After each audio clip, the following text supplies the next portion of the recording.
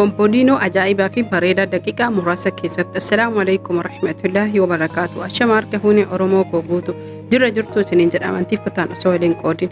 Kan asitti argitan kun pompolino ajaa'ibaa fi baay'ee miidhagaa tahee tokkoffaa irratti aanan burcuqqoo tokko kan asirratti isin hubattanii beekuu qabdan aanan harcee yoo ta'e aanan harcee maankaa tokko bishaan burcuqqoo tokkooti kurree akkasuma maankaa lama sukkaara jechuudha. Sukkaara kaamiraa maankaa tokko asirratti kan isin hubattanii beekuu qabdan akkaataa nyaanni yookiin harceen baay'inaan dabalamuun wantoonni itti naqamu kun dabalamaa deema. Garuu haa ta'u malee namoonni aanan hin qabne aanan malees hojjechuu ni dandeettan. Asirratti kan isin sirriitti hubattanii beekuu dandeettan hedduu mi'eessuu fi pompolino ajaa'ibaa godhuuf aanan murteessaadha. Harcee burcuqqoo tokko akkasuma soogidda haga nu barbaachisee fi zayitii maankaa lama itti goona. Haala salphaa tahee fi haala miidhagaa taheen waliin gahannee miiciqanna. Miiciqachuu qofa osoo hin tahin ni sukkuumanna. Kana jechuun sirriitti wal fudhachiifnee erga sukkuumnee geessinee ammootuyyuu marree qadaannee kan kennu. Kana sirriitti isin hubattanii beekuu qabdan namoonni chaanaala kanaaf haaraa taatan gama maatii kootitti eda'amuudhaan maatiinaaf tahaa warri maatii taatan ammoo mallattoo laayikii cufaasudha. Asirratti kan isin sirriitti hubattanii beekuu qabdan erga sirriitti wal fudhachiifnee miiciinee geessinee daqiiqaa isinitti hin dheeressuu fi qadaannee kaa'uuf jecha zayitii hanga takka harka keenya irratti haa ta'uu meeshaaleen haa ta'u zayitii itti goon gubbaa isaatiitti akka zayitii sirriitti fudhatu yookiin ammoo pompolinoon akkuma beekamu zayitiin kan hojjetamuu fi nyaata hedduu bareedaa taheef akkasuma mana keessatti ijoolleefis tahee nama guddaafis akkasuma yeroo ciree akkasuma bunaa fi shaayii wajjin hedduu namatti kan tolu yookiin nama gammachiisudha.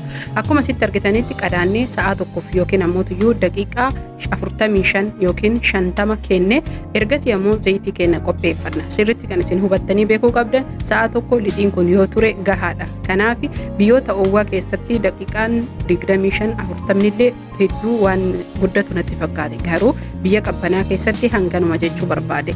Keessattuu namoonni biyya keenyaa biyya qorraa keessa jiraatan galgala bulchanii ganamallee hojjechuu ni danda'an.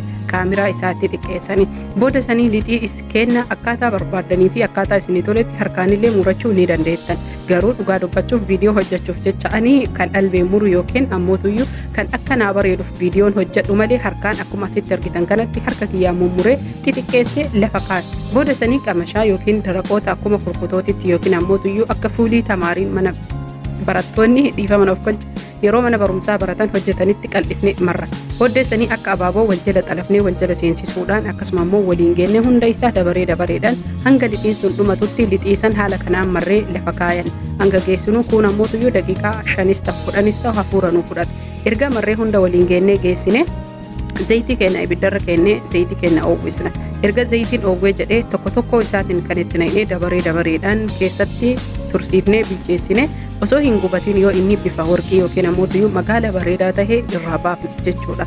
Kanaaf ammas irra deebi'ee warri viidiyoo biyyaaf haaraa taatan gama maatii kootii warri dhuftan baga nagaan dhuftan nooraa isiniin jedha. Warri maatii koo taatan ammoo baga jiraattan isiniin jedha. Kana qofa osoo hin tahin wantoota tokko gaafa tokko wal bohaarsuu wal bashannansiisuu fi wal barsiisuu irratti kan xiyyeeffadhu wantoota gaggaarii ta'e inshallah gad isiniif dhiisa jedhee abdiin qaba. Isinis ammoo akka laaltanii akka jaallattanii hedduu natti tola.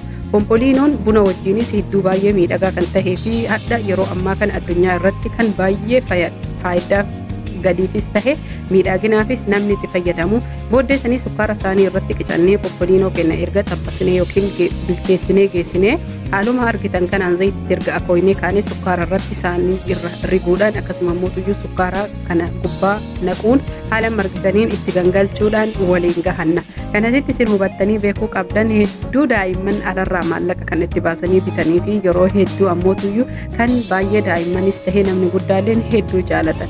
Maaliif mana keenya keessatti waan jaalatamu kana hojjannee hin agarsiifne yookiin hojjannee hin fayyadamne isiniin jedha. Haala kanaan erga fayyadamnee geessinee saaniidhaan tahee akka barbaadanitti sirreeffattanii waan qadaada qabutti akkuma baratame yeroo har'aa saaniidhaan daabboo hedduu kan bifa gingilchaatiin qophaa'ee hedduutu jira jechuudha kan kurree qabu. Isa keessatti naqannee haara bareedaa taheen ganamarraa gagangalaa daa'imman keenya sapiraayizii adda addaa irratti akkasuma mootuu mana keenya keessatti yeroo tokko qophii yeroo qopheeffannu yeroo hojjetannee jenne keekii maallaqa baasnee alaa bituu irra hedduu baay'ee bareedaa kan tahee fi nyaata halawiyaata hedduu gaarii fi filatamaa kan taheedha. Yeroo tokko qalbii ofii gammachiisuu fi waan gaggaarii godhachuun hedduu bareedaadha. Kanaaf warroonni gaafii adda addaa qabdan hedduu galatooma. Gaafii keessan dabareedhaan kama isiniif deebisuu na of kolchaa isiniin jedha. Nagahatti horaa bulaa warri maatii koo hin taane maatii koo ta'uun ammas na jajjabeessaa isin jaalladha isin kabajaa horaa bulaa Oromoo koo.